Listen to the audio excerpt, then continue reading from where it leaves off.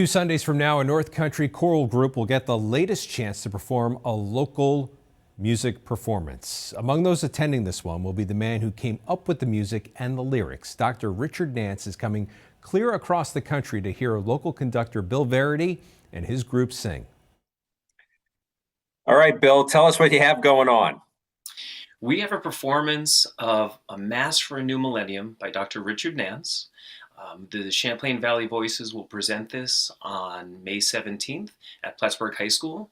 And what makes this performance special is we believe this to be a New York State premiere of the work.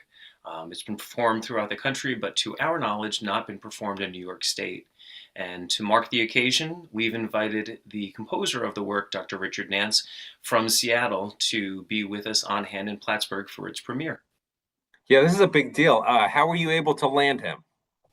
Oddly enough, I was researching the piece and really fell in love with it upon listening to it. And so I was able to contact him via email through the university and then ask him if he was interested at all, long shot, to be with us in Plattsburgh for its premiere. And he was very enthusiastic about the visit.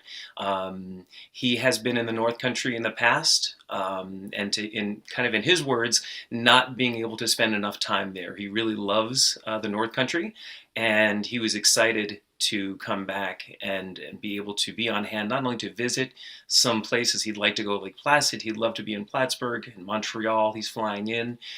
So he'd love to explore the North Country and then also be on hand for the performance. So when you invite the composer of the music and they'll be sitting there listening to their music being played by your group, singing his music, what kind of pressure does that put on you and your group to perform at your very best?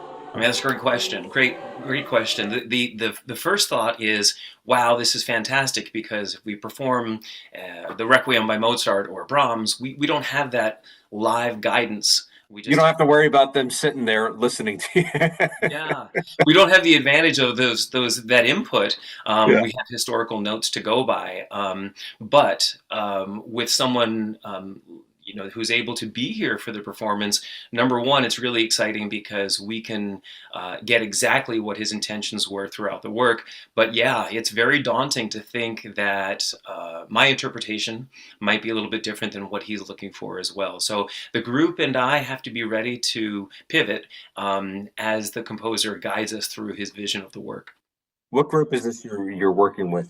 So this is the Champlain Valley Voices, formerly the Champlain Valley Oratorio Society, and we've done other works, like in December we did choral music's greatest hits, basically, and then so now we decided to do something that's more contemporary.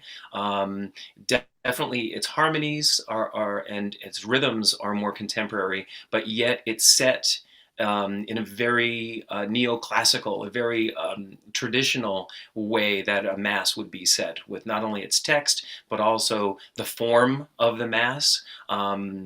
It's very, very traditional. So those who will be attending this performance later this month, what do you hope they take away from it? Well, it's a mass of hope for this millennium and our generation, and it's a bringing of old traditional classical form of music, of vocal music, into the present day.